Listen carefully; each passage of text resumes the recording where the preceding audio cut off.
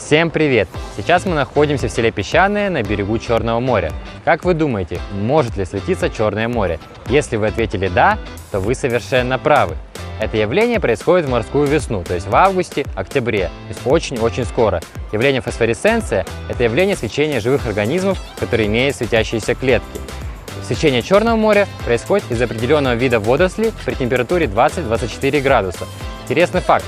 Некоторые ученые связывают размножение этих водорослей с глобальным потеплением. А ждете ли вы явления свечения Черного моря? Пишите в комментариях.